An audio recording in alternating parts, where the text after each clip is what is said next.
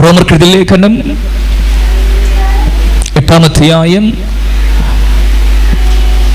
അതിന്റെ 9-ാമത്തെ വാക്യം വായിച്ചോട്ടെ. റോമർക്കെഴുതിയ ലേഖനം 8-ാം അധ്യായം 9-ാമത്തെ വാക്യം. ദൈവത്തിന്റെ ആത്മാവ് നിങ്ങളിൽ വസിക്കുന്നു എന്ന് വരികിൽ ജഡസ്വഭാവമുള്ളവരല്ല, ആത്മസ്വഭാവമുള്ളവരത്രേ. ക്രിസ്തുവിന്റെ ആത്മാവില്ലാത്തവൻ അവനുള്ളവനല്ല. ശ്രദ്ധിച്ചാട്ടെ, ഞാൻ ഒന്നുകൂടി ആ വാക്യം വായിക്കാം. ദൈവസഭ ദയവായി ശ്രദ്ധിച്ചാട്ടെ. ദൈവത്തിന്റെ ആത്മാവ് നിങ്ങളിൽ വസിക്കുന്നു എന്ന് വരികിൽ ജഡസ്വഭാവമുള്ളവരല്ല, ആത്മസ്വഭാവമുള്ളവരത്രേ. ക്രിസ്തുവിന്റെ ആത്മാവില്ലാത്തവൻ അവനുള്ളവനല്ല. ഹല്ലേലൂയ. ഈ ഒരൊറ്റ വാക്യത്തിനകത്ത് രണ്ട് പ്രധാനപ്പെട്ട പദങ്ങൾ കിടപ്പുണ്ട്. ഒന്ന്, ദൈവത്തിന്റെ ആത്മാവ് എന്നും, രണ്ട്, ക്രിസ്തുവിന്റെ ആത്മാവ് എന്നും. ഹല്ലേലൂയ. നിങ്ങൾ ആ വാക്യം ഒന്ന് ശ്രദ്ധിച്ചൊന്ന് നോക്കിയേ, ആ വിശുദ്ധ തിരുവെടുത്തൊന്ന് വായിച്ചു നോക്കിയാട്ടെ. ഈ 9-ാമത്തെ വാക്യത്തിനകത്ത് രണ്ട് പ്രധാനപ്പെട്ട കാര്യങ്ങൾ പറയുകയാണ്. ഒന്ന് ദൈവത്തിന്റെ ആത്മാവെന്ന് പറയുന്നു, മറ്റേത് ക്രിസ്തുവിന്റെ ആത്മാവെന്ന് പറയുന്നു. അവസാന ഭാഗം എന്താ പറയുന്നത്? ക്രിസ്തുവിന്റെ ആത്മാവില്ലാത്തവൻ അവനുള്ളവനല്ല. എല്ലാവരും ശ്രദ്ധിച്ചേ, ക്രിസ്തുവിന്റെ ആത്മാവ് ഇല്ലാത്തവൻ അവനുള്ളവനല്ല. ക്രിസ്തുവിന്റെ ആത്മാവ് അതുണ്ടോ ഇല്ലയോ എന്ന് നമ്മളിന്ന് പഠിക്കാൻ പോവാം. സ്തോത്രം. ഒന്ന് നമ്മളെ തന്നെ നോക്കണം. രണ്ട് കാര്യങ്ങൾ പറയുക. ഒന്ന്, ദൈവത്തിൻ്റെ ആത്മാവ്. ആ ദൈവത്തിൻ്റെ ആത്മാവിനെ കുറിച്ച് പറയുക, ദൈവത്തിൻ്റെ ആത്മാവ് എന്നിൽ വസിക്കുന്നു എങ്കിൽ എനിക്ക് ജഡസ്വഭാവം കാണത്തില്ല, മറിച്ച് ആത്മാവിൻ്റെ സ്വഭാവം, ആത്മാവിൻ്റെ പ്രാകൃതം അല്ലെങ്കിൽ പ്രകൃതി എന്നിൽ കാണും. പക്ഷെ ജഡം, ഹല്ലേലൂയ, ജഡസ്വഭാവമാണ് നമ്മൾ വെളിപ്പെട്ട് നിൽക്കുന്നതെങ്കിൽ ദൈവത്തിൻ്റെ ആത്മാവ് നിങ്ങളിൽ വസിക്കുന്നില്ല എന്നതാണ് സത്യം. മനസ്സിലായി നിങ്ങൾക്ക്? ഞാൻ ശ്രദ്ധിച്ചു കേൾക്ക്, ഞാനൊന്ന് വെളിപ്പെടുത്താം. ഈ ദൈവത്തിൻ്റെ ആത്മാവെന്ന് പറയുന്നതും ക്രിസ്തുവിൻ്റെ ആത്മാവെന്ന് പറയുന്നതും എന്താണെന്ന് നമ്മൾ ഇപ്പോൾ പഠിക്കാൻ പോവാം. ഹല്ലേലൂയ, സ്തോത്രം. ഇത് രണ്ടും രണ്ടാണോ ഒന്നാണോ എന്നുള്ളത് ഇന്ന് പകൽക്കാലം നമ്മൾ ധ്യാനിക്കാം. പിതാവാം ദൈവം പുത്രനായ യേശു ക്രിസ്തുവിനെ ഭൂമിയിലേക്ക് അയച്ചു. പിതാവാം ദൈവം പുത്രനായ യേശു ക്രിസ്തുവിനെ ഭൂമിയിലേക്ക് അയച്ചപ്പോൾ പുത്രൻ ജഡത്തിലാ വെളിപ്പെട്ടത്. സ്തോത്രം. മനസ്സിലായി നിങ്ങൾക്ക്? അവനൊരു ജഡശരീരം, എനിക്കും നിങ്ങൾക്കും തുല്യമായ ഒരു ജഡശരീരം പിതാവാം ദൈവം അവന് കൊടുത്തു. ആ ജഡ ശരീരത്തിനകത്ത് വചനം ഇറങ്ങി നിൽക്കുക. ദൈവത്തോട് കൂടെയായിരുന്ന വചനം ആ ശരീരത്തിനകത്ത് ഇറങ്ങി നിൽക്കുക. ഹല്ലേലൂയ. ശ്രദ്ധിച്ചു കേൾക്കണം. ആ സമയത്ത് 30 വർഷം തന്നെ വെളിപ്പെടുത്താതെ പുത്രൻ ജീവിച്ചു. എന്നാൽ 3.5 വർഷക്കാലം, സ്തോത്രം, പുത്രനെ പിതാവാം ദൈവം വെളിപ്പെടുത്താൻ പോവാം. മനസ്സിലായി നിങ്ങൾക്ക്? 30 വർഷക്കാലം കുറച്ച് കാര്യങ്ങൾ വിശുദ്ധ തിരുവെഴുത്തിനകത്തുണ്ട്. യേശു എവിടെയായിരുന്നു എന്നും എന്ത് ചെയ്യുകയായിരുന്നു എന്നും അല്പമായ കാര്യങ്ങൾ വിശുദ്ധ തിരുവെഴുത്തിനകത്ത് രേഖപ്പെടുത്തിയിട്ടുണ്ട്. എന്നാൽ ഒത്തിരി കാര്യങ്ങളൊന്നും ഈ 30 വയസ്സുവരെയുള്ള യേശുവിൻ്റെ ജീവിതത്തെക്കുറിച്ച് രേഖപ്പെടുത്തിയിട്ടില്ല. എന്നാൽ 30 വയസ്സ് മുതൽ 33.5 തിരുവയസ്സ് വരെ, ഹല്ലേലൂയ, ഉള്ള സകല കാര്യങ്ങളും എന്ന് പറഞ്ഞാൽ മനുഷ്യൻ ആവശ്യമായിരിക്കുന്ന സകല കാര്യങ്ങളും വിശുദ്ധ തിരുവെഴുത്തിനകത്ത് രേഖപ്പെടുത്തിയിട്ടുണ്ട്. സ്തോത്രം. ഈ 30-ാമത്തെ തിരുവയസ്സിൽ യേശുക്രിസ്തു യോഹന്നാൻ സ്നാപകന്റെ കൈക്കീഴിൽ സ്നാനമേൽക്കുവാൻ യോർദാനിലേക്ക് ഇറങ്ങി വരികയാണ്. യോർദാനിലേക്ക് വന്നതിന് ശേഷം യേശു യോർദാൻ നദിയിൽ ഇറങ്ങി യോഹന്നാൻ സ്നാപകന്റെ കൈക്കീഴിൽ സ്നാനപ്പെടാൻ പോകുകയാണ്. ശ്രദ്ധിച്ചു കേൾക്കണം. യോഹന്നാൻ സ്നാപകന്റെ കൈക്കീഴിൽ യേശു സ്നാനപ്പെട്ട് കരയ്ക്ക് കയറിയതിനു ശേഷം പിന്നെ സംഭവിച്ചത് എനിക്ക് നിങ്ങൾക്ക് അറിയാം. സ്വർഗം തുറന്നിരിക്കുന്നതും ദൈവത്തിന്റെ ആത്മാവ്, പരിശുദ്ധി ആത്മാവ് പ്രാവെന്ന പോലെ യേശുവിന്റെ മേൽ ഇറങ്ങി വന്ന് വസിക്കുന്നതും കണ്ടു എന്ന് വിശുദ്ധ തിരുവെടുത്ത് പറഞ്ഞിരിക്കുകയാണ്. ശ്രദ്ധിച്ചു കേൾക്കണം. ഈ എപ്പോഴാണ് നമുക്ക് കാണാൻ കഴിയുന്നത്? തന്നെ തന്നെ വെളിപ്പെടുത്താനുള്ള സമയത്ത് യോർദാൻ നദിയുടെ അകത്ത് സ്നാപക യോഹന്നാന്റെ കൈക്കീഴിൽ യേശു സ്നാനപ്പെട്ട് കരയ്ക്ക് കയറിയപ്പോൾ സ്വർഗം തുറക്കപ്പെട്ടു. സ്വർഗം തുറക്കപ്പെട്ടതിന് ശേഷം ദൈവത്തിന്റെ ആത്മാവ് അല്ലെങ്കിൽ പരിശുദ്ധാത്മാവ് യേശുവിന്റെ മേൽ പ്രാവെന്ന പോലെ ഇറങ്ങി വന്നു എന്ന് വിശുദ്ധ തിരുവെടുത്ത് പറയുന്നു. അത് അവന്റെ മേൽ വസിച്ചു എന്ന് വിശുദ്ധ തിരുവെടുത്ത് നമ്മെ പഠിപ്പിക്കുകയാണ്. ഹല്ലേലൂയ. ശ്രദ്ധിച്ചു കേൾക്കണമേ. ഇതിന് പറയുന്ന പേരാണ് ദൈവത്തിന്റെ ആത്മാവ്. ഈ ശുശ്രൂഷയെ പറയുന്ന പേരാണ് ദൈവത്തിന്റെ ആത്മാവെന്ന് പറയുന്നത്. ഹല്ലേലൂയ. ക്ലിയർ ആയ നിങ്ങൾക്ക്? ഇപ്പോൾ ദൈവത്തിന്റെ ആത്മാവ് ക്രിസ്തുവിൽ ഇറങ്ങി വസിക്കുകയാണ്. സ്വർഗം തുറന്ന് ദൈവത്തിന്റെ ആത്മാവ് അല്ലെങ്കിൽ പരിശുദ്ധ ആത്മാവ് യേശുവിന്റെ മേൽ വന്ന് ആവസിക്കുകയാണ്. ഹല്ലേലൂയ. ഇത്രയും മനസ്സിലായോ? ഇനി യേശുവിന്റെ അകത്ത് ദൈവത്തിന്റെ ആത്മാവ് വന്ന് വസിക്കുകയാണ്. അതിനുശേഷം ഒത്തിരി ശുശ്രൂഷകൾ ഈ ആത്മാവിന് യേശുവിലൂടെ ചെയ്തെടുക്കാറുണ്ട്. സ്തോത്രം. യേശുവിന്റെ മേൽ നടന്ന അതേ ശുശ്രൂഷയാണ് നമ്മിൽ നടന്നത്. ദൈവത്തിന്റെ ആത്മാവ് എന്നിൽ വസിക്കുക. ഹല്ലേലൂയ. സ്തോത്രം. ഇനി ഈ ആത്മാവിന് നമ്മിൽ ഒത്തിരി ശുശ്രൂഷകൾ ചെയ്യാനുണ്ട്. സ്തോത്രം. മനസ്സിലായി നിങ്ങൾക്ക്? ആ ശുശ്രൂഷയിൽ ഒന്നാമത്തെ കാര്യം ഞാൻ നിങ്ങളോട് അറിയിക്കാം. ഒന്നാമത്തെ ശുശ്രൂഷ, ഒത്തിരി ശുശ്രൂഷകളുണ്ട്. ഞാൻ ഒന്നാമത്തെ ശുശ്രൂഷ നിങ്ങളോട് പറയുകയാണ്. റോമർക്കെഴുതിയ ലേഖനം 8-ാം അധ്യായം 15-ാമത്തെ വാക്യം ഞാൻ വായിക്കാം. നിങ്ങൾ പിന്നെയും ഭയപ്പെടേണ്ടതിന് ദാസ്യത്തിന്റെ ആത്മാവിനെ അല്ല, നാം അബ്ബാ പിതാവേ എന്ന് വിളിക്കുന്ന പുത്രത്വത്തിന്റെ ആത്മാവിനെ അത്രേ പ്രാപിച്ചത്. ഹല്ലേലൂയ. നാം ദൈവത്തിന്റെ മക്കൾ എന്ന് ആത്മാവ് താനും നമ്മുടെ ആത്മാവോട് കൂടെ സാക്ഷ്യം പറയുന്നു. നാം മക്കളെങ്കിലോ അവകാശികളുമാകുന്നു, ദൈവത്തിന്റെ അവകാശികളും ക്രിസ്തുവിനു കൂട്ടവകാശികളും തന്നെ. നാം അവനോടുകൂടെ തേജസ്കരിക്കപ്പെടേണ്ടതിന് അവനോടുകൂടെ കഷ്ടമനുഭവിച്ചാലത്രേ. സ്തോത്രം. ഇത് ആദ്യത്തെ വാക്യം ഞാനൊന്ന് വായിക്കാം. 15-ാമത്തെ വാക്യം. നിങ്ങൾ പിന്നെയും ഭയപ്പെടേണ്ടതിന് ദാസ്യത്തിന്റെ ആത്മാവിനെ അല്ല, നാം അബ്ബാ പിതാവേ എന്ന് വിളിക്കുന്ന പുത്രത്വത്തിൻ ആത്മാവിനെ അത്രേ പ്രാപിച്ചത്. ഇവിടെ പറയുന്ന ആത്മാവിന്റെ മറ്റൊരു പദമാണ് പുത്രത്വത്തിൻ ആത്മാവ്. ഹല്ലേലൂയ.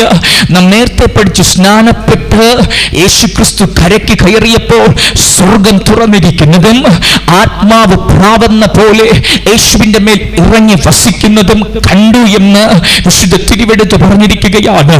ആ ആത്മാവ് യേശുവിന്റെ മേൽ ഇറങ്ങി വന്ന് വസിച്ചതുപോലെ നമ്മിലും പരിശുദ്ധാത്മാവ് ഇറങ്ങി വന്ന് വസിക്കുകയാണ്. നമ്മിലും വെളിപ്പെട്ട ദൈവത്തിന്റെ ആത്മാവിനെ ഹല്ലേലൂയ പറയുന്ന മറ്റൊരു പേരാണ് പുത്രത്വത്തിന്റെ ആത്മാവ്. ഹല്ലേലൂയ. മനസ്സിലായോ നിങ്ങൾക്ക്? ഇപ്പോൾ പുത്രത്വത്തിന്റെ ആത്മാവ് നമ്മുടെ അകത്ത് വസിക്കുകയാണ്. എന്തുകൊണ്ടാണ് നമ്മുടെ അകത്ത് വന്ന് ദൈവത്തിന്റെ ആത്മാവിന് പുത്രത്വത്തിന്റെ ആത്മാവെന്ന് പേര് കൊടുത്തത്? ദൈവത്തിന്റെ ആത്മാവെന്ന് പേര് കൊടുത്താൽ മതിയായിരുന്നല്ലോ. എന്തുകൊണ്ടാണ് പുത്രത്വത്തിന്റെ ആത്മാവെന്ന് വിളിച്ചത്? കാരണമുണ്ട്. പുത്രത്വത്തിന്റെ ആത്മാവെന്ന് വിളിക്കുവാനൊരു കാരണമെന്ന് പറയുന്നത് പുത്രത്വത്തിന്റെ ശുശ്രൂഷയാണ് എന്റെ അകത്ത് വന്ന പരിശുദ്ധാത്മാവ് എന്നിൽ ചെയ്തെടുക്കാൻ പോകുന്നത്. ഹല്ലേലൂയ. മനസ്സിലായോ നിങ്ങൾക്ക്? എനിക്ക് പുത്രത്വം തരാൻ പോകുകയാണ്. നമ്മൾ പ്രാപിച്ച ആത്മാവ് നമുക്ക് തരുന്ന ഒന്നാമത്തെ ശുശ്രൂഷ, ഒന്നാമത്തെ മൂന്നാമത്തെ അനുഭവം എന്ന് പറയുന്നത് പുത്രത്വമാണ്. പരിശുദ്ധാത്മാവ് എന്നിലും നിങ്ങൾ വന്നു കഴിഞ്ഞാൽ, പരിശുദ്ധാത്മാവ് എന്റെ അകത്ത് വന്നു കഴിഞ്ഞാൽ, പരിശുദ്ധാത്മാവ് എനിക്ക് തരാൻ പോകുന്ന ശുശ്രൂഷയാണ് പുത്രത്വത്തിന്റെ ശുശ്രൂഷ. അതുകൊണ്ടാണ് ഹല്ലേലൂയ ദൈവത്തിന്റെ ആത്മാവിനെ പുത്രത്വത്തിന്റെ ആത്മാവെന്ന് വിളിക്കുന്നത്. മനസ്സിലാ നിങ്ങൾക്ക്? എങ്ങനെയാ പുത്രത്വത്തിന്റെ ആത്മാവിനെ നമ്മിലേക്ക് പകരപ്പെടുന്നത്? അത് ഏറ്റവും പ്രധാനമാണ് കേട്ടോ. ഈ പുത്രത്വത്തിന്റെ ആത്മാവിനെ കുറിച്ച് ബോധ്യമില്ലെങ്കിൽ നമ്മൾ ഭയത്തിൽ ജീവിക്കും, നമ്മൾ ദാസ്യത്വത്തിലേക്ക് പോകും, നമ്മൾ അടിമത്തത്തിലേക്ക് പോകും, നമ്മൾ ഭീതിയിലേക്ക് പോകും. അതുകൊണ്ട് ശ്രദ്ധിച്ചു കേൾക്കുന്നത് ഏറ്റവും പ്രധാനപ്പെട്ട കാര്യമാണ്. നമ്മുടെ അകത്തുള്ള പുത്രത്വത്തെ ഇന്ന് പകൽ നമ്മൾ ഉറപ്പാക്കണം. ഹല്ലേലൂയ, സ്തോത്രം. എങ്ങനെയാ പുത്രത്വത്തിന്റെ ശുശ്രൂഷ, പരിശുദ്ധാത്മാവ്, ദൈവത്തിന്റെ ആത്മാവ് നമ്മൾ ചെയ്തെടുക്കുന്നത് എങ്ങനെയാ? വിശുദ്ധ തിരുവെഴുത്ത് പറയുകയാണ്, നാം പിന്നെയും ഭയപ്പെടേണ്ടതിന് ദാസ്യത്വത്തിന്റെ ആത്മാവിനെ അല്ല നമ്മൾ പ്രാപിച്ചത്, അബ്ബാ പിതാവേ എന്ന് വിളിക്കുന്ന പുത്രത്വത്തിന്റെ ആത്മാവിനെ അത്രേ പ്രാപിച്ചത്. എനിക്കും നിങ്ങൾക്കും സ്വർഗത്തിൽ ഒരു ദൈവമുണ്ട്. ഹല്ലേലൂയ. പ്രപഞ്ചത്തിന്റെ സൃഷ്ടികർത്താവായ ദൈവമരിപ്പുണ്ട്. സകലത്തിന്റെയും കാരണഭൂതനായ ദൈവം സ്വർഗത്തിൽ വസിക്കുകയാണ്. അവന് വേണ്ടിയിട്ടും അവനായും സകല ഉളവായെന്ന് വിശുദ്ധ തിരുവെഴുത്ത് പറയുകയാണ്. അവനെ കൂടാതെ ഒന്നും ഉളവായിട്ടില്ല എന്ന് വിശുദ്ധ തിരുവെഴുത്ത് പറയുകയാണ്. അങ്ങനെയെങ്കിൽ സകലത്തിന്റെയും ആരംഭമായ ദൈവത്തെ എനിക്കും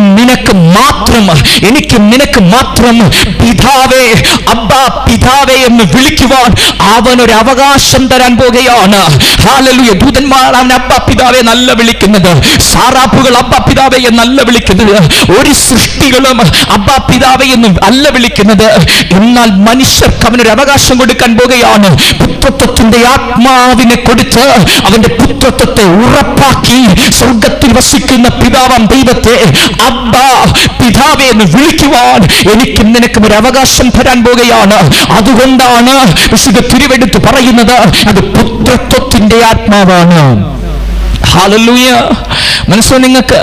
നമ്മളിപ്പോഴും ദൈവമേ ദൈവമേ എന്ന് വിളിക്കുന്നത് നല്ലത് തന്നെ. പക്ഷെ ആ സ്റ്റേജൊക്കെ വിട്ടിട്ട്, ദൈവമേ എന്നൊക്കെ ഉള്ള പ്രാർത്ഥന വിട്ടിട്ട് അബ്ബാ പിതാവേ ആ പുത്രത്വത്തിൽ കയറിയുള്ള പ്രാർത്ഥന 2026 ആരംഭത്തിൽ സഭ പ്രാപിക്കണം. ഹല്ലേലൂയ. എനിക്കൊരു പിതാവുണ്ടെന്ന്, നിങ്ങൾക്കൊരു പിതാവുണ്ടെന്ന് ആ മഹാദൈവത്തെ ഞാനും നിങ്ങൾ വിളിക്കേണ്ടത് അബ്ബാ പിതാവേ എന്നത്രേ. ഹല്ലേലൂയ. മനസ്സിലാ നിങ്ങൾക്ക്? വിശുദ്ധ തിരുവെഴുത്ത് പഴയ ഉടമ്പടി കാലത്ത് ഒത്തിരി ഭക്തന്മാരുണ്ട്.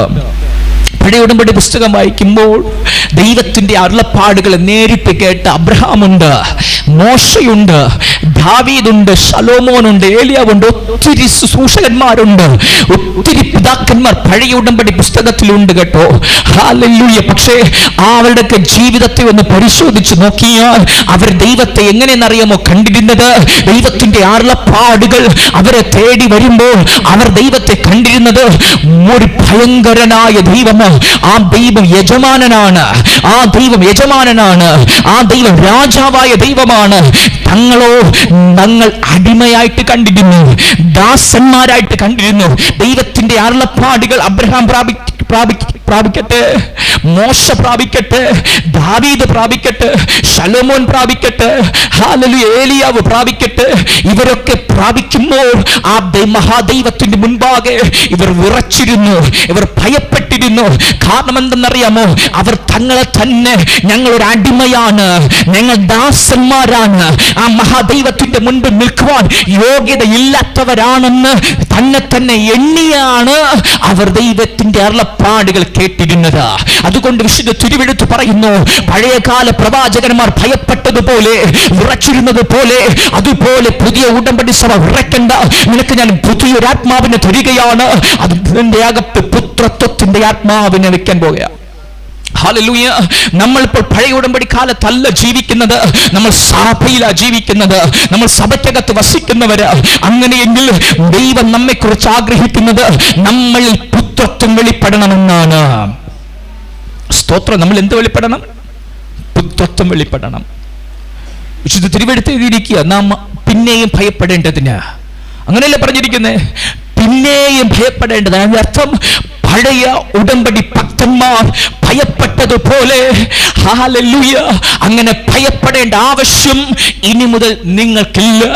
നിങ്ങൾ പ്രാപിച്ചത് ദാസ്യത്വത്തിന്റെ ആത്മാവിനെ അല്ല, അടിമത്വത്തിന്റെ ആത്മാവിനെ അല്ല, മറിച്ച് എന്നെ അബ്ബാ പിതാവേ എന്ന് വിളിക്കാൻ കഴിയുന്ന ഒരു പുത്രത്വത്തിന്റെ ആത്മാവ്, എന്റെ ആത്മാവ് നിന്റെ അകത്ത് വരികയാണ്. ഹല്ലേലൂയ. നമ്മൾ പരിശുദ്ധാത്മാവിനെ പ്രാപിച്ചു, ശരിയാ, പക്ഷെ നമുക്ക് ബോധമില്ല. എന്തിനാ പരിശുദ്ധാത്മാവിനെ പ്രാപിച്ച് അറിയില്ല. ഈ പരിശുദ്ധാത്മാവിനെ കൊണ്ട് എന്താ ചെയ്യേണ്ടത് അറിയില്ല. പരിശുദ്ധാത്മാവിന്റെ ഹിതമെന്താ, ഇഷ്ടമെന്താ അറിയില്ല. ഒന്നും അറിയാത്തതുപോലെ നമുക്ക് ബോധിച്ച പദങ്ങൾ പറഞ്ഞ് നമ്മൾ ദൈവത്തെ ആരാധിക്കുകയാണ്. എന്നാൽ ഈ സഭ ഹല്ലേലൂയ ആ നിലവാരമൊക്കെ വിട്ടിട്ട്, ആ സിറ്റുവേഷനൊക്കെ കളഞ്ഞിട്ട് പുതിയൊരു നിലവാരത്തിലേക്ക്, പുത്രത്വത്തിന്റെ നിലവാരത്തിലേക്ക് ഈ സഭ പ്രവേശിക്കപ്പെടണം. സ്തോത്രം. ഹല്ലേലൂയ. മനസ്സിൽ നിങ്ങൾക്ക് ഇനി മുതൽ നിങ്ങൾ ഇവിടെ വന്ന് ആരാധിക്കുമ്പോൾ ഞാൻ ആരാധിക്കുന്നത് എൻ്റെ പിതാവിനെയാണ്. ഞാൻ ആരാധിക്കുന്നതും സ്തുതിക്കുന്നതും എൻ്റെ പിതാവിനെയാണ്. എങ്ങനെ ഞാൻ ആരാധിക്കുന്നത്? എൻ്റെ വാക്കുകൾ കൊണ്ടല്ല ഞാൻ ആരാധിക്കുന്നത്, എൻ്റെ ബുദ്ധി കൊണ്ടല്ല ഞാൻ ദൈവത്തെ ആരാധിക്കുന്നത്, എൻ്റെ ആഗ്രഹപ്രകാരമല്ല ഞാൻ ദൈവത്തെ ആരാധിക്കുന്നത്. ഞാൻ ദൈവത്തെ ആരാധിക്കുന്നത് പരിശുദ്ധാത്മാവ്, ദൈവത്തിന്റെ ആത്മാവ് എൻ്റെ അകത്ത് വസിച്ചുകൊണ്ട് ദൈവത്തെ ആരാധിക്കുകയാണ്. ഹല്ലേലൂയ.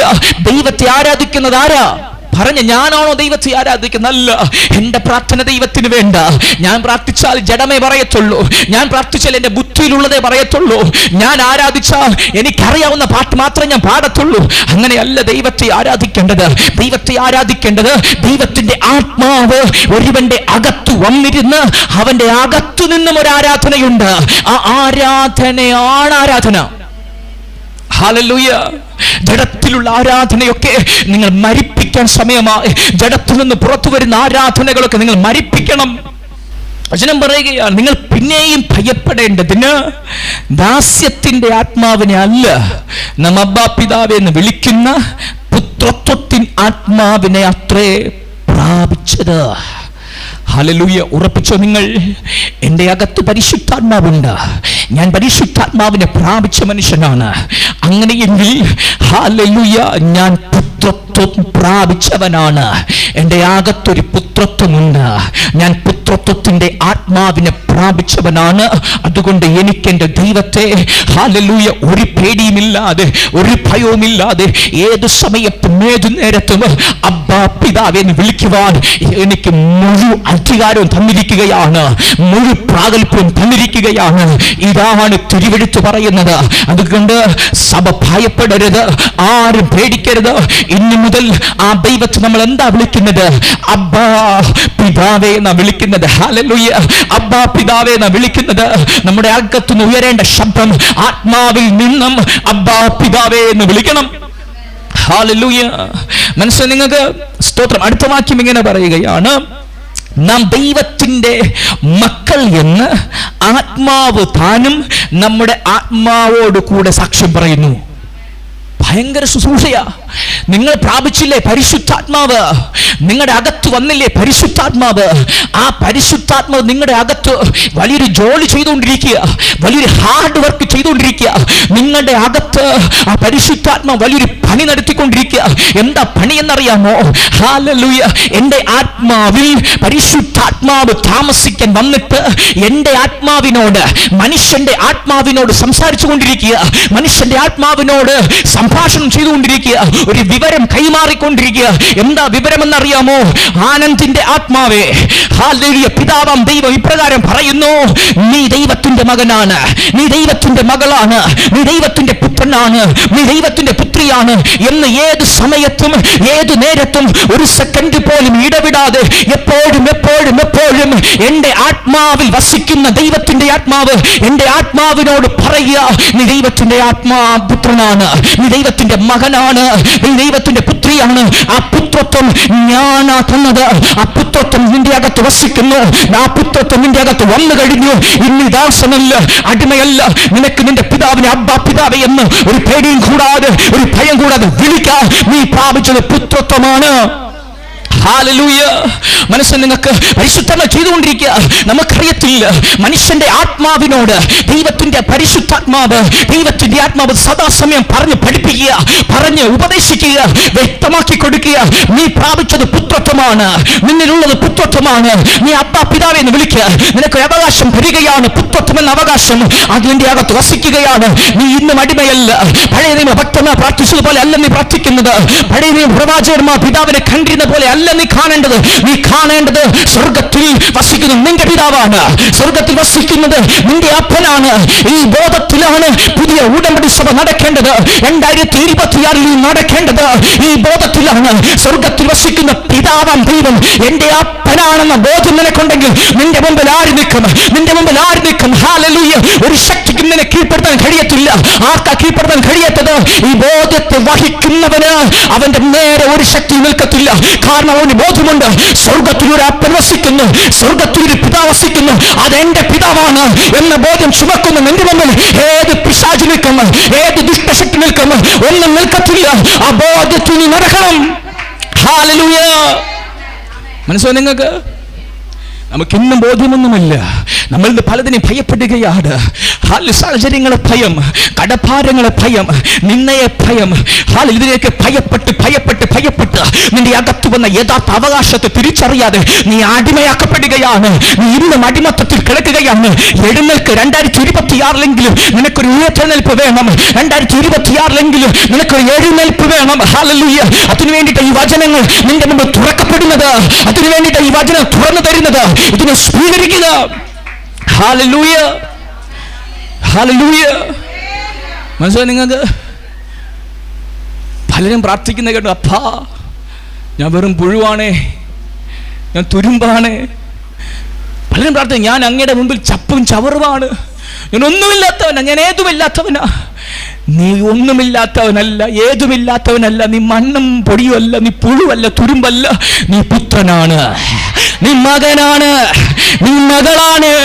ഹല്ലേലൂയ. ആ ദാസ്യത്വത്തിന്റെ കാലഘട്ടം കഴിഞ്ഞെന്ന്. നീ ഇനി അടിമയല്ല, നീ പുഴുവല്ല, തുരുമ്പല്ല, നീ മകനാണ്. അപ്പാ പിതാവേ എന്ന് വിളിക്കുവാൻ നിനക്ക് പൂർണ്ണ അവകാശം തന്നിരിക്കുകയാണ്. നീ ദൈവത്തെ വിളിക്കേണ്ടത് അപ്പാ പിതാവേ എന്നാ വിളിക്കേണ്ടത്. യേശുവിനെ നോക്ക്, യേശുവിന്റെ പ്രാർത്ഥന നോക്ക്, വായിച്ചു നോക്ക്. തുടക്കം എങ്ങനെയാണ്? പിതാവേ. ഏത് പ്രാർത്ഥനയും ഏത് കാര്യം പറയുമ്പോഴും യേശു പ്രാർത്ഥിച്ചു, പിതാവേ, സ്വർഗസ്ഥനായ ഞങ്ങളുടെ പിതാവേ. യേശു പഠിപ്പിച്ച പ്രാർത്ഥനയാ, സ്വർഗസ്ഥനായ ഞങ്ങളുടെ പിതാവേ. ഈ വണ്ണം പ്രാർത്ഥിപ്പിന്. ഇങ്ങനെയാ പ്രാർത്ഥിക്കേണ്ടത്. പഴയ ഉടമ്പടി വ്യക്തമായി പ്രാർത്ഥിച്ചതുപോലെ അല്ല, അവർ അടിമയായിട്ടാ കണ്ടത്. എന്നാൽ നിനക്ക് യേശു പഠിപ്പിക്കുകയാണ്, നിങ്ങൾ ഈ വണ്ണം പ്രാർത്ഥിപ്പിന്, സ്വർഗസ്ഥനായ ഞങ്ങളുടെ പിതാവേ. ഇതിനെ തെറ്റിക്കരുത്, ഇതിനെ മറികടക്കരുത്. ഹല്ലേലൂയ. ഇതിനെ മടുത്തു കളയരുത്, ഇതിനെ അനുസരിക്കണം. എത്ര പേർ പ്രാർത്ഥന മാറ്റും? സ്തോത്രം. യേശു പഠിപ്പിക്കുക, ശിഷ്യന്മാർ പറയുക, പ്രാർത്ഥിക്കാൻ പഠിപ്പിക്കണം കർത്താവ്. എന്നാ പിന്നെ പഠിപ്പിച്ചേക്കാം. ഇവണ്ണം പ്രാർത്ഥിപ്പിൻ, സ്വർഗസ്ഥനായ ഞങ്ങളുടെ പിതാവേ. സ്വർഗസ്ഥനായ ഞങ്ങളുടെ ദൈവമേ എന്നല്ല, സ്വർഗസ്ഥനായ ഞങ്ങളുടെ പിതാവേ. ഹല്ലേലൂയ. ഈ പുത്രത്വത്തിന്റെ ആത്മാവ് നിന്റെ അകത്ത് തന്നിരിക്കെ, ഹല്ലേലൂയ, ആ ബോധ്യത്തിൽ ജീവിച്ചില്ലെങ്കിൽ നീ അടിമയാക്കപ്പെടും. പിതാവെന്ന് വിളിക്ക്. ഒരു മഹത്വം വരാൻ പോവാ. എന്നുവരെ ഒരു കണ്ണിനും കാണിക്കാത്ത മഹത്വം, ഒരു ചെവിയും കേട്ടിട്ടില്ലാത്ത മഹത്വം, ഒരു ഹൃദയത്തിനകത്തും തോന്നിയിട്ടില്ലാത്ത മഹത്വം. അത് പിതാവിൻ്റെ കാലത്തിനകത്ത് വെച്ചിരിക്കുന്ന സമയത്തുള്ളതാ. ആ മഹത്വത്തിലൂടെ നമ്മൾ പിതാവിന്റെ മുഖം കാണും. അന്നേ മനസ്സിലാകത്തുള്ളൂ, ഞാൻ ഭൂമിയിലിരുന്ന് അബ്ബാ പിതാവേ എന്ന് വിളിച്ച ദൈവത്തിന്റെ വലിപ്പം, മഹത്വം എന്തെന്നറിയണമെങ്കിൽ ഇവിടെ വെച്ച് ഞാൻ ഇന്ന് ഈ പുത്രത്വം പ്രാപിച്ചേ പറ്റൂ. ഈ പുത്രത്വം പ്രാപിക്കാതെ നിനക്ക് അങ്ങോട്ട് കയറി ചെല്ലാൻ പറ്റത്തില്ല. ഈ പുത്രത്വം പ്രാപിക്കാതെ ആരെങ്കിലും ഉണ്ടോ? ഈ പുത്രത്വത്തിൽ നടക്കാത്ത ആരെങ്കിലും ഉണ്ടോ? അവനൊക്കെ ഈ ഭൂമിയിൽ വീഴും, അവനൊക്കെ ഈ ഭൂമിയിൽ വീഴും. എന്നാൽ ഇത് പ്രാപിച്ച ആരെങ്കിലും ഉണ്ടോ? ഈ ബോധത്തിൽ നടക്കുന്ന ആരെങ്കിലും ഉണ്ടോ? അവൻ മാത്രമേ പിതാവ് വെളിപ്പെടുത്താനിരിക്കുന്ന മഹത്വത്തിലേക്ക് പ്രവേശിക്കത്തുള്ളൂ. ആ മഹത്വത്തിലൂടെ ഇവിടെ വെച്ച് പ്രാപിച്ച പുത്രത്വത്തിന്റെ ആത്മാവിന്റെ ശക്തി എന്തെന്ന് അന്നറിയത്തുള്ളൂ. ഹല്ലേലൂയ. മനസ്സിലായി നിങ്ങൾക്ക്? പുത്രത്വം എന്ന് പറയുന്നത് ചെറിയൊരു കാര്യമല്ല. നമുക്ക് ബോധ്യം തുടർന്നുള്ള നാളുകളിൽ പരിശുദ്ധാത്മാവ് നമ്മുടെ അകത്ത് തന്നുകൊണ്ടിരിക്കും. സ്തോത്രം, ഹല്ലേലൂയ. അടുത്ത വാക്യം വായിക്കാം. 16-ാമത്തെ വാക്യം ഇങ്ങനെ പറയുകയാണ്, നാം ദൈവത്തിൻ്റെ മക്കൾ എന്ന് ആത്മാവ് താനും നമ്മുടെ ആത്മാവോടുകൂടെ സാക്ഷ്യം പറയുന്നു. എന്താ നമ്മുടെ അകത്ത് വന്ന പരിശുദ്ധാത്മാവിന്റെ സാക്ഷ്യം? എന്തിനാ നമ്മുടെ അകത്ത് വന്ന നാം പ്രാപിച്ച പരിശുദ്ധാത്മാവിന് നമ്മോട് പറയാനുള്ള സാക്ഷ്യം എന്താ? എന്താ സാക്ഷ്യം? പറഞ്ഞേ. നാം ദൈവത്തിൻ്റെ മക്കൾ എന്ന്. എന്താ സാക്ഷ്യം? നമ്മൾ ദൈവത്തിൻ്റെ മക്കൾ എന്ന് സാക്ഷ്യം. ഇത് ആത്മാവിന്റെ സാക്ഷ്യം. എൻ്റെ അകത്ത് വന്ന ആത്മാവിന്റെ സാക്ഷ്യം എന്താ? നമുക്ക് സാക്ഷ്യമുണ്ട്. കഴിഞ്ഞ ഒരാഴ്ചക്കാലം കർത്താവ് നമ്മെ നടത്തി, കർത്താവ് നമ്മളെ പുലർത്തി. അടുത്ത ആഴ്ച വന്നാൽ ഇതിനെ പറയും കർത്താവ് പിന്നെയും നടത്തി, അല്ലേ? അടുത്ത ആഴ്ച വന്നാൽ ഇതിനെ പറയും കർത്താവ് പിന്നെയും നടത്തിക്കൊണ്ടിരിക്കുക. നടത്തി നടത്തി നടത്തി നടത്തി. ഇതല്ല, നമുക്കൊന്നും പറയാനില്ല. എന്ന് വന്നാൽ കർത്താവ് നടത്തി, കർത്താവ് നടത്തി, എന്നെ പുലർത്തി. എത്ര പേർ ലോകം വിട്ട് മാറ്റി എന്നെ നിർത്തി. അതൊക്കെ നിർത്തണം, അതൊക്കെ നിർത്തണം. ആത്മാവിന്റെ സാക്ഷ്യം എന്താ? എൻ്റെ പൊന്നു മോനെ, നീ ദൈവത്തിൻ്റെ മകളാ. നമ്മുടെ സാക്ഷ്യം എന്താ? കർത്താവില്ലായിരുന്നെങ്കിൽ, കർത്താവ് എന്നെ നടത്തി, കർത്താവ് എന്നെ പുലർത്തി.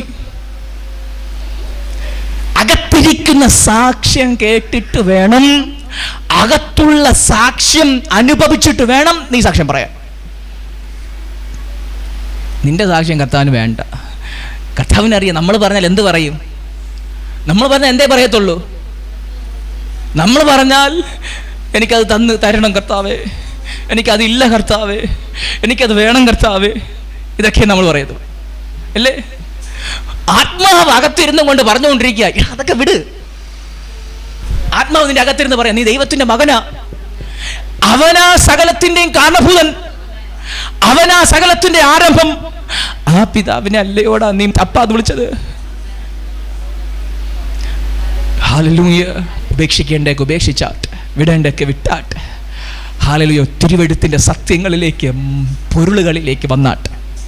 ഹല്ലേലൂയ, സ്തോത്രം. എന്നിട്ട് പറയുകയാണ് 17-ാം വാക്യം, നാം മക്കളെങ്കിലോ അവകാശികളുമാകുന്നു, ദൈവത്തിന്റെ അവകാശികളും ക്രിസ്തുവിന് കൂട്ടവകാശികളും തന്നെ. നാം അവനോട് കൂടെ തേജസ്കരിക്കപ്പെടേണ്ടതിന് അവനോടുകൂടെ കഷ്ടമനുഭവിച്ചാലത്രേ. വചനം പറയുകയാണ്, നാം മക്കളെങ്കിലോ അവകാശികളുമാകുന്നു. മക്കളെങ്കിലോ.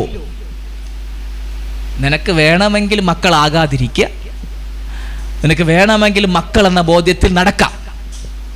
അത് കണ്ട, മക്കളെങ്കിലോ. എന്താ? മക്കളെങ്കിലോ അവകാശികളുമാകുന്നു. ഈ സത്യം നിന്റെ അകത്ത് വന്നാൽ നീ മക്കളാണ്. നീ മക്കളാണെങ്കിൽ നീ അവകാശിയാണ്. വചനം പറയും, ദൈവത്തിന്റെ അവകാശിയും ക്രിസ്തുവിനു കൂട്ടവകാശികളും അത്രേ. ഹല്ലേലൂയ. ദൈവത്തിന്റെ അവകാശിയും ക്രിസ്തുവിന് കൂട്ടവകാശിയും. നമുക്ക് മറ്റൊരു വാക്യം നമുക്കൊന്ന് വായിക്കാം. മത്തായിയുടെ സുവിശേഷം 5-ാം അധ്യായം 29. വലം കണ്ണ് നിനക്ക് ഇടർച്ച വരുത്തുന്നുവെങ്കിൽ അതിനെന്ത് ചെയ്യണം? ചൂഴ്ന്നെടുത്ത് എറിഞ്ഞു കളയണം. അടുത്ത വാക്യം പറയുകയാണ്, വലം കൈ നിനക്ക് ഇടർച്ച വരുത്തുന്നുവെങ്കിൽ അതിന് വെട്ടിയെറിഞ്ഞള. അപ്പോ വലം കണ്ണ് ഇടർച്ച വരുത്തിയാൽ അതിനെ ചൂഴ്ന്നു കളയണം, വലം കൈ ഇടർച്ച വരുത്തിയാൽ അതിനെ വെട്ടിക്കളയണം. ഇത് വെളിപ്പെട്ട് കിട്ടണമെങ്കിൽ നിനക്ക് പുത്രത്വം വേണം. ഇത് നിനക്ക് പൊരുൾ തിരിച്ചു കിട്ടണമെങ്കിൽ പുത്രനാകണം. ഇത് മർമ്മമായി നിനക്ക് വെളിപ്പെടണമെങ്കിൽ നീ പുത്രനാകണം. ഹല്ലേലൂയ. എല്ലാവർക്കും തരാൻ പറ്റത്തില്ല കേട്ടോ. ശ്രദ്ധിച്ചു കേൾക്കാം. പുത്രനാങ്കിൽ നീ അവകാശിയാണ്, നീ അവകാശിയാണ്. നീ മകനെങ്കിൽ നീ അവകാശിയാണ്.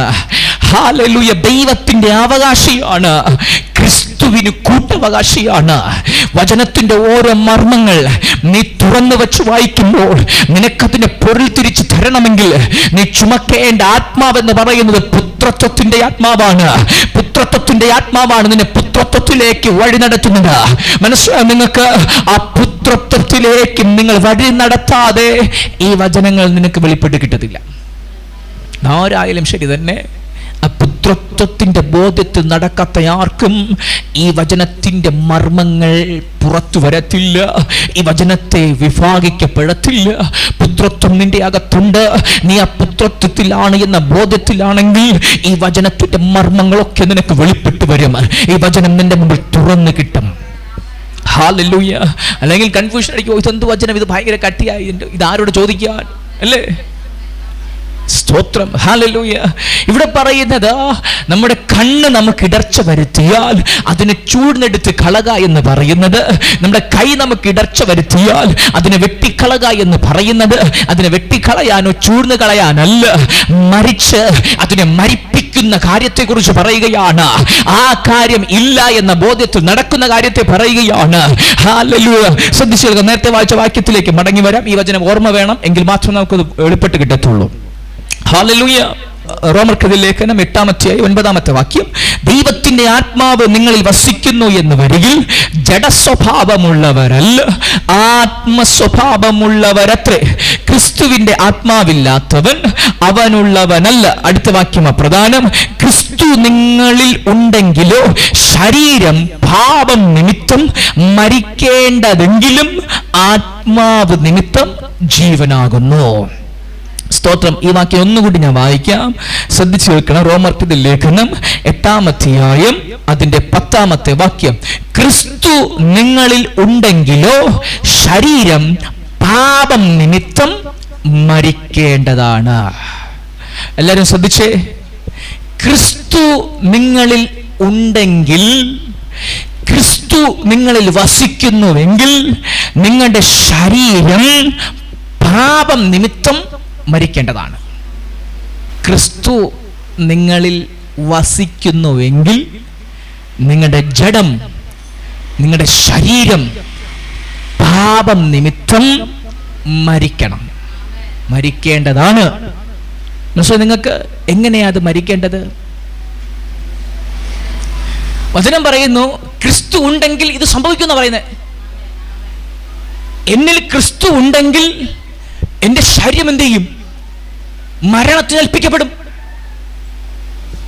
ഒരു ബോഡി മരിച്ചു കിടക്കുക, എന്ത് നമ്മൾ ആ ബോഡിയുടെ മുമ്പിൽ വന്ന് നിന്നിട്ട് ആ ബോഡിയെ കുറിച്ച് നല്ലത് പറഞ്ഞാലും ചീത്ത പറഞ്ഞാലും ആ ബോഡി അനങ്ങോ?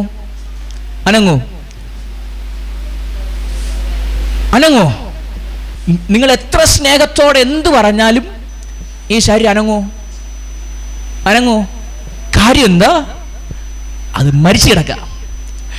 വിശുദ്ധ തിരുവെഴുത്ത് പറയുകയാണ്, ക്രിസ്തു എന്നിൽ ഉണ്ടെങ്കിൽ ഈ ശരീരം, എൻ്റെ ജഡം ഒരു ബോഡി മരിച്ചു കിടക്കുന്നത് പോലെയാകും.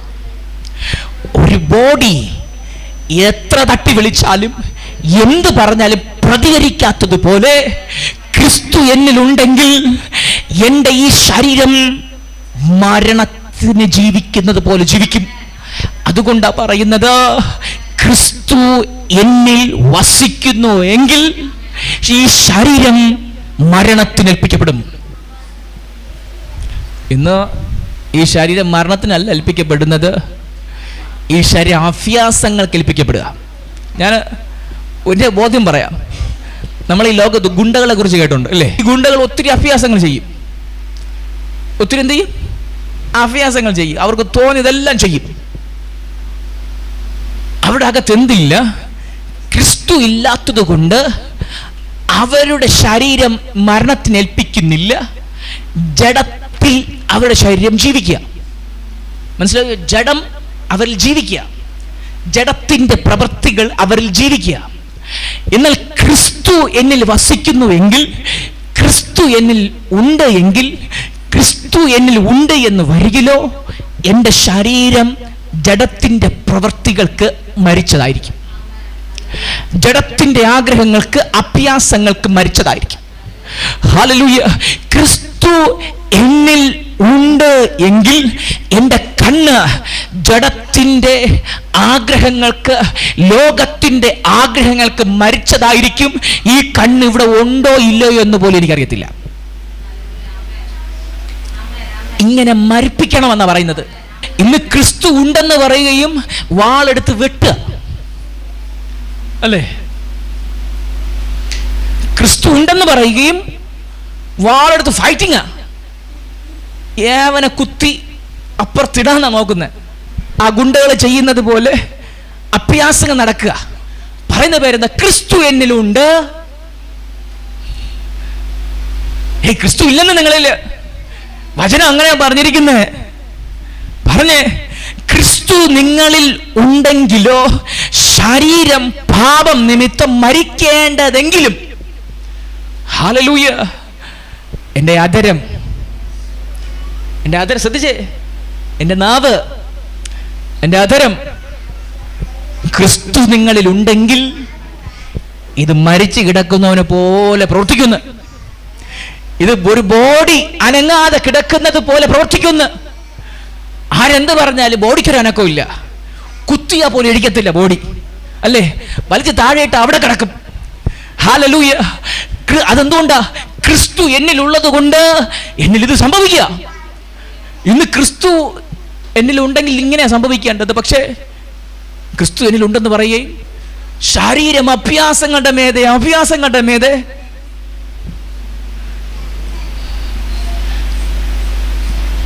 ഹല്ലേലൂയ. നിന്നെ ക്രിസ്തു ഉണ്ടോ? ക്രിസ്തു ഉണ്ടോന്ന് ക്രിസ്തുവിനെ നിനക്കറിയാം. ഞാൻ അതല്ല ചോദിച്ചത്. നിന്നിൽ ക്രിസ്തു വസിക്കുന്നോ ഇല്ലയോ? നിന്നിൽ ക്രിസ്തു ഇരിക്കുന്നോ ഇല്ലയോ? ഇതാ എനിക്കറിയേണ്ടത്. ഇതാ നിനക്ക് ബോധ്യപ്പെടേണ്ടത്. ഹല്ലേലൂയ. ക്രിസ്തുവിൽ ഇരിക്കുന്നു എന്ന് ആദരം കൊണ്ട് പറയുകയല്ല. ഹല്ലേലൂയ. ക്രിസ്തു നിങ്ങളിൽ ഉണ്ടെങ്കിൽ നിങ്ങളുടെ ശരീരം പാപം നിമിത്തം അത് മരിക്കേണ്ടതാകണം. അത് നിർജീവമായി കിടക്കേണ്ടതാണ്.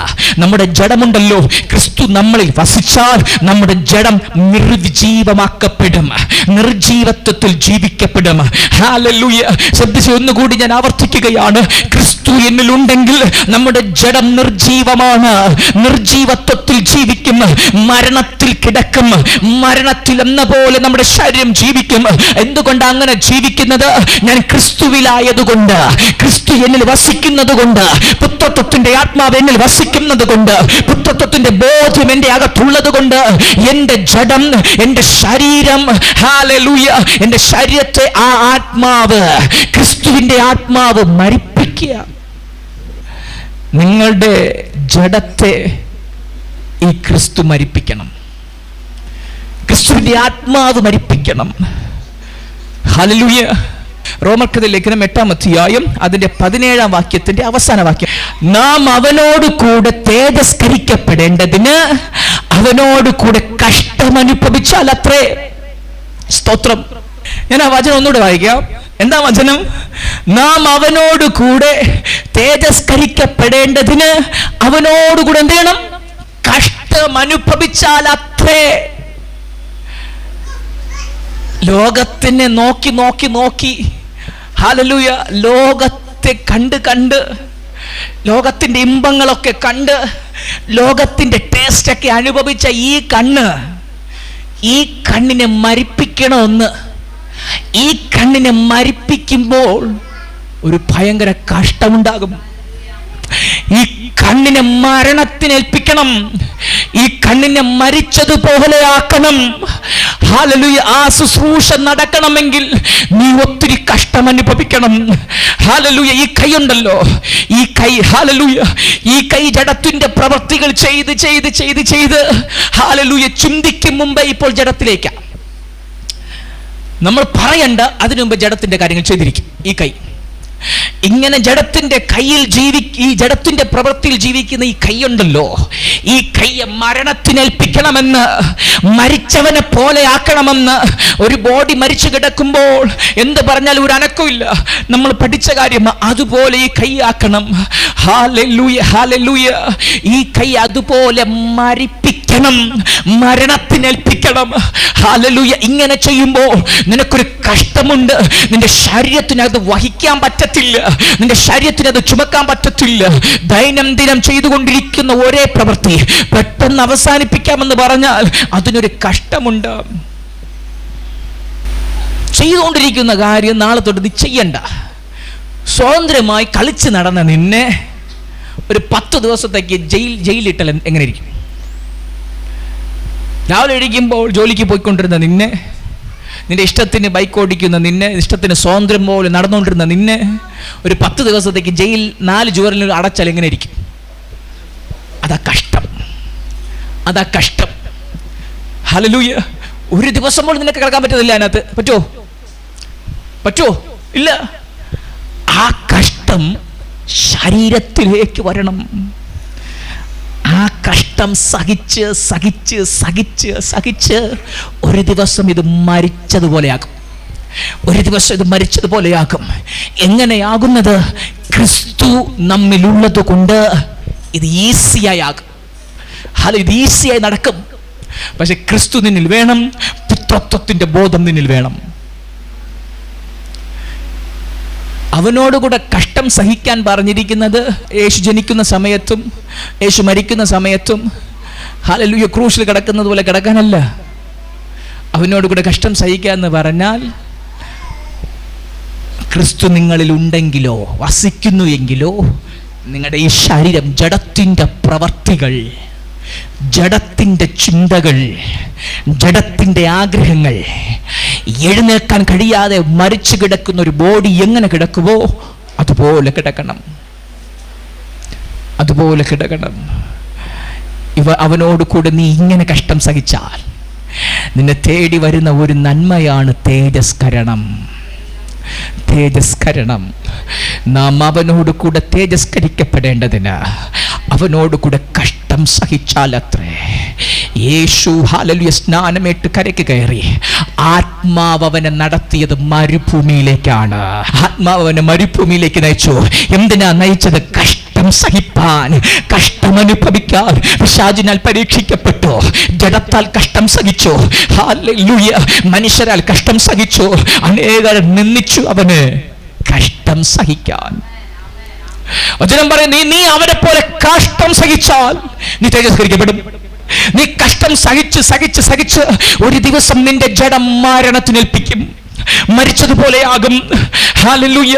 ആരെന്ത് പറഞ്ഞാലും ഇതിന് അനക്കമില്ല, ആരെന്ത് നിന്നെ പറഞ്ഞാലും ഇത് എഴുന്നേറ്റ് വരത്തില്ല.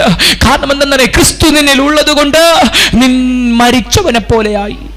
എന്നിൽ ക്രിസ്തു ഉണ്ട്. ക്രിസ്തു നിങ്ങളിൽ വസിക്കുമ്പോൾ അവന്റെ പ്രവൃത്തി എന്തെന്ന് ആദ്യം അറിയുക. നിങ്ങളിൽ അവൻ എന്താ ചെയ്യുന്നതെന്ന് ആദ്യം അറിയുക. നിങ്ങളെ എന്താക്കി തീർക്കാനാ ക്രിസ്തു നിങ്ങളിൽ വസിക്കുന്നതെന്ന് അറിയുക. നിങ്ങളെ സകലത്തിലും പുതുതാക്കി തീർക്കാനാ. ഹല്ലേലൂയ. നിങ്ങളെ മുഴുവനായി പുതുതാക്കി തീർക്കാനാ, നിങ്ങളെ മുഴുവനായി ശുദ്ധീകരിക്കാനാ ക്രിസ്തു വന്നത്. അതുകൊണ്ടല്ലേ വചനം പറയുന്നത്, ദൈവത്തിന്റെ ആത്മാവ് നിങ്ങളിൽ വസിക്കുന്നു എന്ന് വരികിൽ ജഡസ്വഭാവമുള്ളവരല്ല നിങ്ങൾ ആത്മസ്വഭാവമുള്ളവരാ. സ്വഭാവം എന്നത് മാറ്റി ആത്മാവിന്റെ പ്രകൃതമെന്നാക്കണം. ഹല്ലേലൂയ.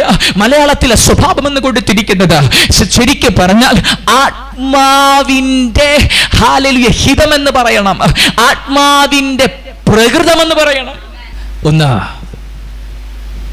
നാം പ്രാപിച്ച ആത്മാവേതാ? പുത്രത്വത്തിന്റെ ആത്മാവാ. ആത്മാവിന്റെ പ്രത്യേകത എന്താ? നമ്മുടെ അകത്തിരുന്ന് നമ്മെ പറഞ്ഞ് പഠിപ്പിക്കുക. എൻ്റെ ആത്മാവിനെ പറഞ്ഞ് പഠിപ്പിക്കുക, നീ ദൈവത്തിൻ്റെ മകനാണ്, നീ ദൈവത്തിൻ്റെ മകളാണെന്ന് ബോധ്യം തരികയാ. സ്തോത്രം. അതുകൊണ്ട് ഈ ബോധ്യം തരുന്നത് കൊണ്ടാണ് ഈ ദൈവത്തിൻ്റെ ആത്മാവിനെ പുത്രത്വത്തിൻ്റെ ആത്മാവെന്ന് വിളിച്ചത്. നീ ദൈവത്തിൻ്റെ പുത്രിയാണ്. ഈ ബോധ്യം വരുമ്പോൾ തന്നെ നീ സ്വതന്ത്രയാകും. ഹല്ലേലൂയ. ഈ ബോധ്യമില്ലാത്തവൻ അവൻ നിരാശയിലും ഭാരത്തിലും ജീവിക്കും. പക്ഷെ ഇന്ന് ആ ബോധ്യം ഈ സഭയ്ക്ക് തരിക ദൈവം, പിതാവ് പകർന്നു തരിക. ഈ ദൈവം എൻ്റെ പിതാവാ, ആ പിതാവ് എനിക്ക് സ്വർഗത്തിൽ വസിക്കുക. ഈ ബോധ്യം എപ്പോഴും നമ്മുടെ അകത്ത് തരുന്നത് കൊണ്ട് ഈ ദൈവത്തിൻ്റെ ആത്മാവിനെ വിളിച്ചവരാ പുത്രത്വത്തിൻ്റെ ആത്മാവ്. ഹല്ലേലൂയ. ആ ആത്മാവിന് അടുത്തൊരു ശുശ്രൂഷയുണ്ട്. ആ ആത്മാവിൻ്റെ അടുത്ത ശുശ്രൂഷയാണ് നാം നേരത്തെ പഠിച്ചത്, എൻ്റെ ശരീരത്തെ മരിപ്പിക്കുക. ഹല്ലേലൂയ. ഒന്നാമത്തെ ശുശ്രൂഷ എന്താ? പുത്രത്വം പകർന്നു തരിക. രണ്ടാമത്തെ ശുശ്രൂഷ എന്താ?